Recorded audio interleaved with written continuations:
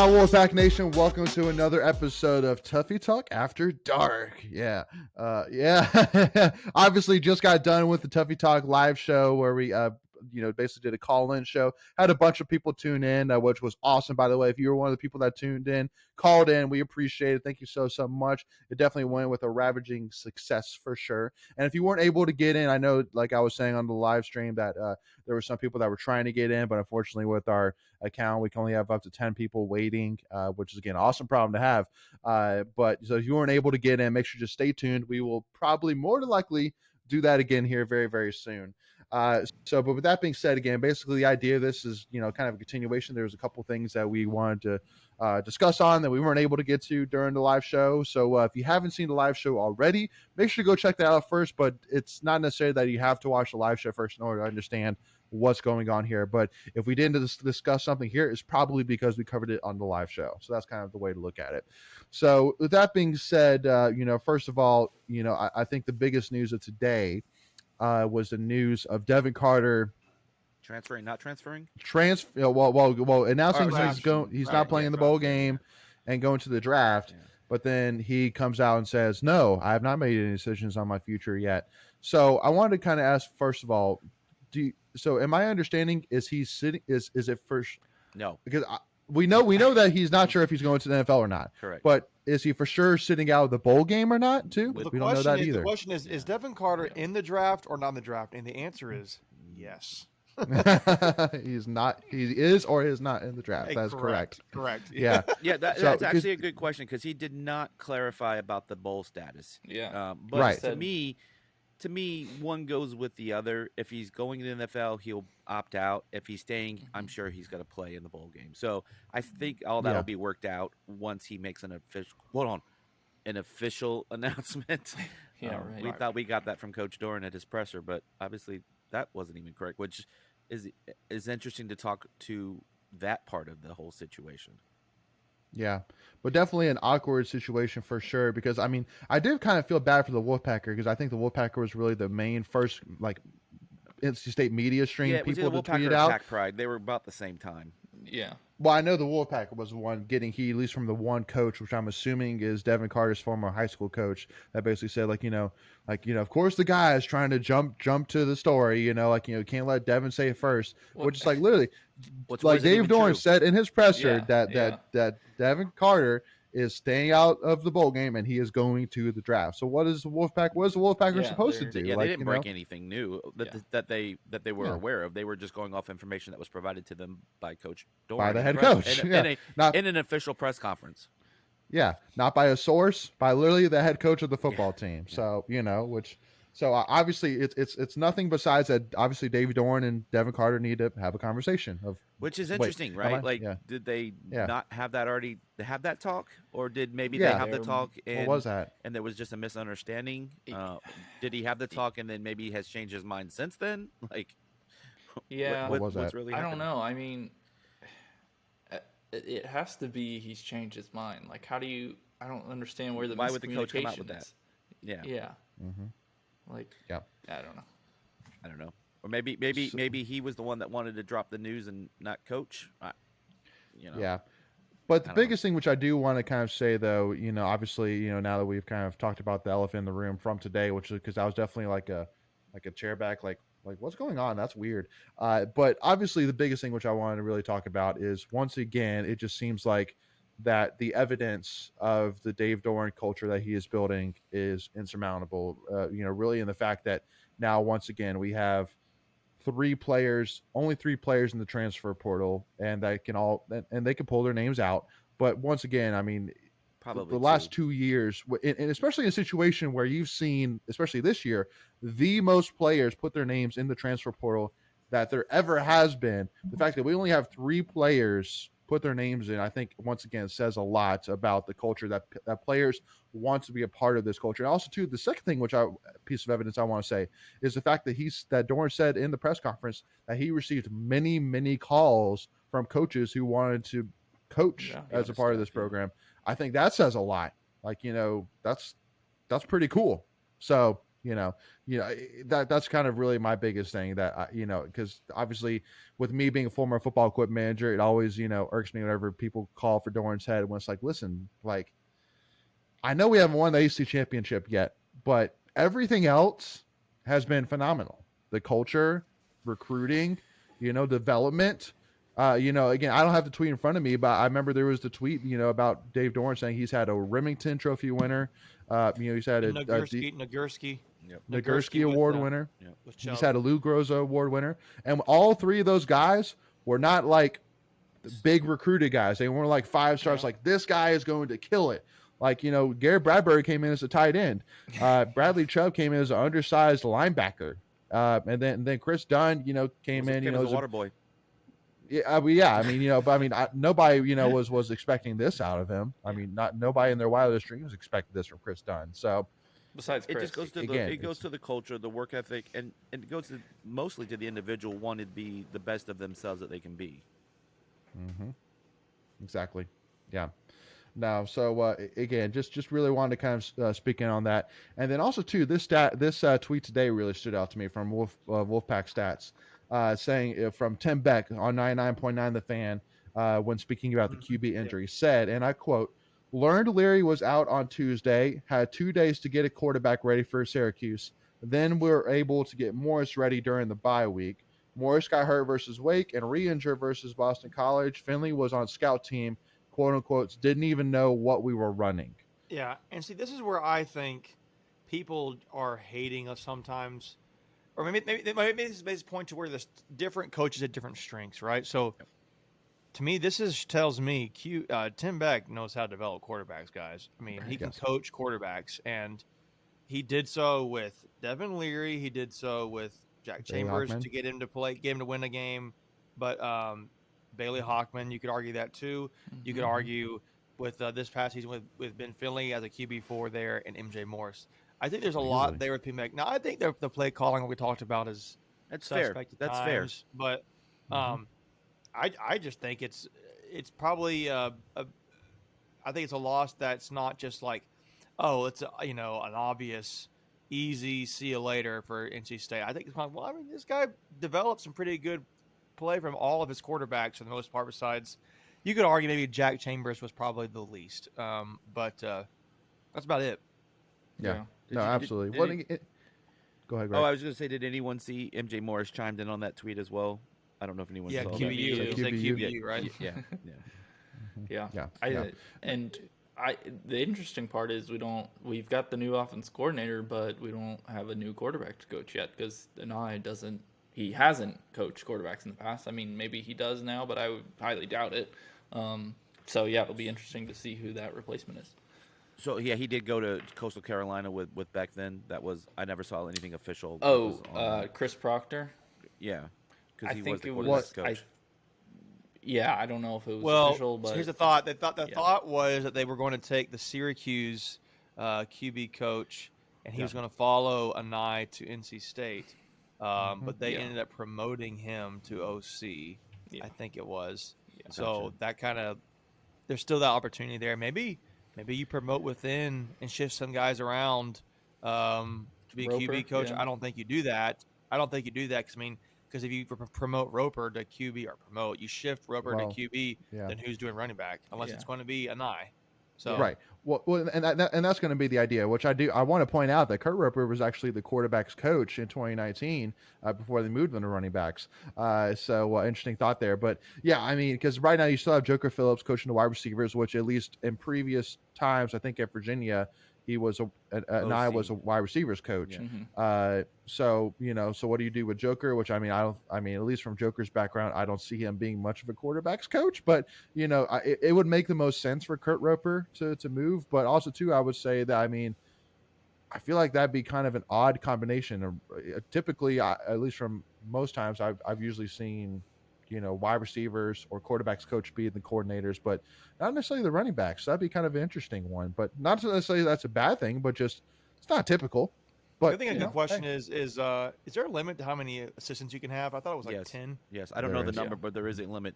That's why you see 10 or 11. 10 or 11. Yeah, that's why you see like the Bill O'Briens and like that beforehand they were special assistants to the head Yes. coach. My question now would be, Advisors, has state reached their limit? What they can do. So maybe they can't hire anybody right now. They've already hired anae and 2J. 2J. That's how you pronounce. Yeah. It's a funny name, guys. Yeah, It looks 2J. like it's like some probably like Norwegian or Swedish. It Yeah. kind of has that kind of look to it, but it's Yeah. pronounced 2J. Yeah. So Yeah. Yeah, maybe. Well, it's kind of funny how literally the hashtag is TUJ. Yeah, So I guess that's basically saying here's how it's pronounced. And I don't know. I guess it's his wife or maybe daughter. I know she's really big on. I think it's his wife. On Twitter, she's been on Twitter. Is his daughter or wife? His daughter. I don't know. It's his daughter. It's his daughter. It's his Okay, daughter. Yeah, I didn't really pay that close She's attention. been pumped up about coming. Yeah. But she even said like everyone's name on Twitter has a 2 and a J, so that way people don't get their name confused. So I was like, that's an easy way to remember it. I the reason I was asking about what's Chris? What's his Proctor? Chris Proctor. Yeah. Because I didn't know if he was still on staff, and I hadn't looked at the coaching staff lineup yet, but that's probably hasn't been updated anyway. I don't know. I didn't see anything official, but I saw that it was expected that he would follow Tim back to Coastal. Right. does that mean is it when we say is it 10? I wonder if that includes the head coach, because right now I'm counting 10 people on staff. Looking at a list here. How updated is it? Does it have the new? It's from this past season, so I can take away John Garrison, and I can take away Tim back and replace it. So that's 10. That includes Dave Doeren. So 10 must be the limit then. Let me see. Okay. Before we continue, I want to take a quick second to tell you about our sponsor, Flatlands Jessup Insurance Group, that has your whole world covered, with agents in 5 offices throughout eastern North Carolina to help you decide how much coverage you need. Offering policies for home and auto, recreational vehicles, commercial, crop, health, life, and employee benefits. They are able to combine options to find a comprehensive solution that works for you. Flatlands Jessup protects the things you love so you can spend less time worrying and more time enjoying them. Find them on Facebook and Instagram at Flatlands Jessup. You can also visit their webpage at www.flatlandsjessup.com. So please make sure to go and check them out. Well, the one thing which I do want to say though is at least from Savannah 2J, who again Coach 2J's daughter, tweeting out saying, I want to learn all the NC State chants and all that jazz, and seeing all the reactions to it, I'm like, man, Savannah might be a celebrity within Wolfpack Nation, in a short amount of time. If she keeps out tweeting out stuff like that, being like, I want to know more stuff about NC State, like that's pretty cool. So per SI.com, it's 1 head coach and 10 assistants. Okay. So 11 total. 11 total on staff. So 11. That makes sense. Yep. Yeah. Well, it kind of goes to it's funny. I at least NC State, I don't know if we've ever had an assistant coaching staff roster like this, but I've always kind of laughed or giggled at I know Clemson is a team that does this, but it has like outside linebackers coach and inside linebackers coach, and I guess we're kind of odd in that we have a nickelbacks coach, so it kind of goes both ways. Nickelback needs a coach. They're not a good band. Yeah. I love it. Love it. So I do want to talk a little bit here as well about Devin Leary and the fact that, at least for me, it the biggest thing that goes through my head is just please don't go to Notre Dame. Because at the end of the day, I want him to be successful. I want to I want to cheer for him on the backside. But not because at the end of the day, because if he goes Notre Dame, we have to face him, that will be the oddest game. I won't even know. Well, hey, we talked about if Brennan Armstrong comes to state, we play UV next year. That's true. Yeah. So very interesting thought, but I'm just saying that I'm going to be like Will Ferrell in the Talladega Nights, where I'm going to go. I don't know what to do with my hands if Devin Leary comes to NC State, to play us like that. That's going to be me.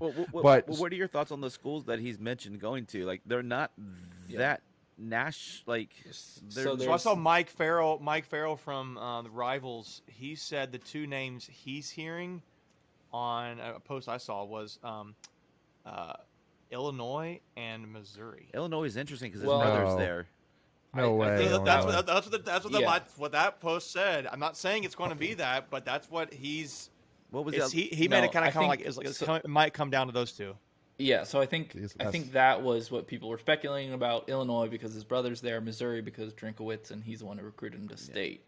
There Yeah, was those are the two connections. from I think Brian Doan or some 24/7 national guy said confirmed that 6 schools have reached out to Devin Leary: Notre Dame, That's what I saw. UCLA, Oregon, Oregon. Auburn, South Carolina. Kentucky, South Carolina. Yeah.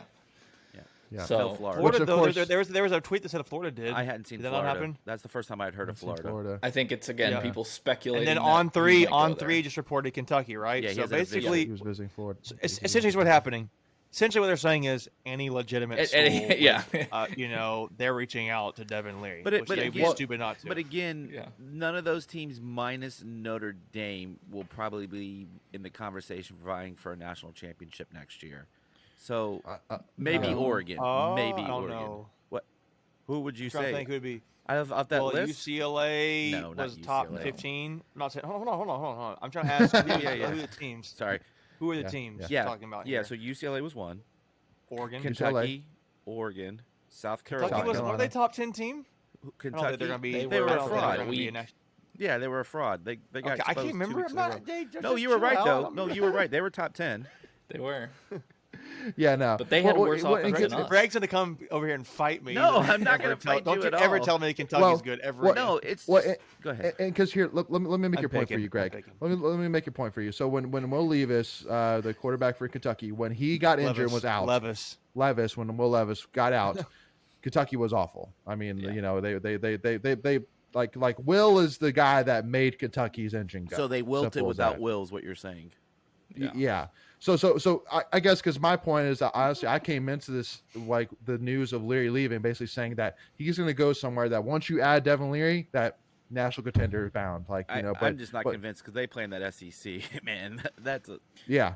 Well, now the one that interests me the most, obviously, because my wife is actually the one that brought it to my attention, is South Carolina, obviously, and that interests me for 2 reasons. One, because obviously me being a 5% South Carolina fan, whatever you want to say, like I'm saying that my love for NC State is way above South Carolina, but then I'm spending money there, so I'm you got to cheering keep for the them. wife happy, man. But, we get it. Exactly. But so obviously, if I could cheer for Leary, that'd be awesome. But also too, because Spencer Rattler still hasn't announced if he's officially going or staying too. So I'm like, that's interesting. Why would they talk to Devin Leary if he hasn't fully announced yet? Make it stirring the pot over there. I like it. We're here like South Carolina, South Carolina. So what do you think? So do you think Spindler? How you doing there, Spindler? Spindler Latler. Spencer Rattler stays or goes though. Like I mean, I really haven't been following him. Yeah, he just he was too up and down this year, really.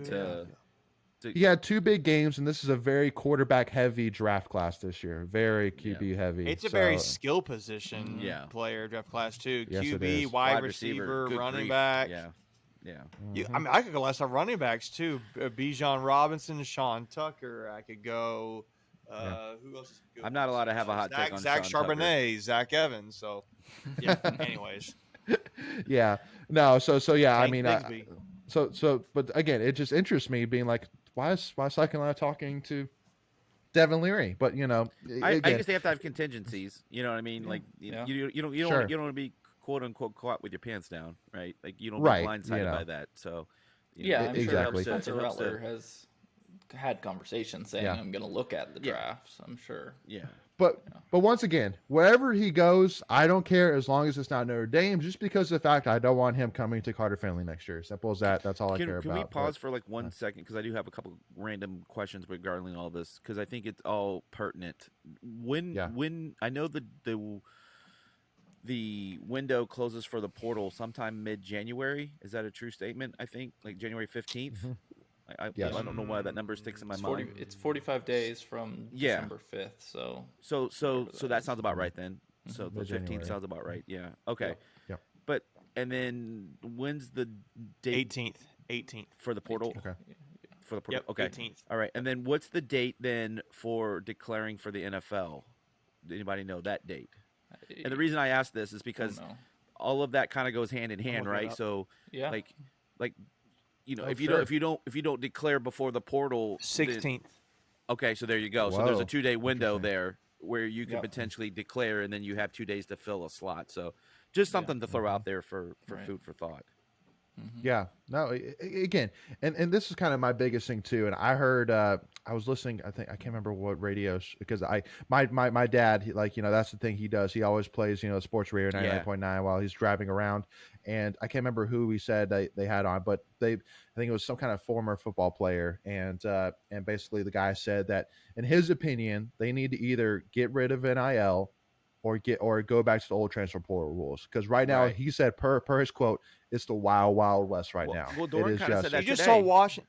Yeah, Washington State's coach just said a comment today. He's like, guys, there is so much tampering. It's more than you can even imagine right now. He said, I had a head coach message my player to come. A head coach of another team message my player. He didn't name names, and you know how legit that is. But I mean, where there's smoke, there's fire, though, right? Like typically, right. Dave Doeren said something today in his press conference, right? And then I retweeted Tom Lavosi. Did anybody see his tweet thread the other day? Like, I think that was in light of. I think that was in light of the Josh Harris. I think stuff, exactly that was my thought. Maybe process more too. than that, but no, that was my train of thought too, Macon. So and Doeren even alluded to that today about third parties giving kids bad advice and how it's kind of screwing up with their, the camaraderie. Because again, we kind of mentioned it in the live show. It's when we talked about kids transferring out, it's not the kids that are sitting and waiting always, right? And Doeren mentioned that. He's like, look, I understand if you're stuck beneath the depth chart and you just can't get out of it because we're so stacked. But for guys that are actively engaged in playing and starters and they're rolling out, and it's not a quote unquote culture thing, like there's something to be looked at there. Absolutely. Completely agree with you on that. We completely agree. So that being said, I definitely want to talk a lot, some more here about the NIL transfer portal stuff. Sure.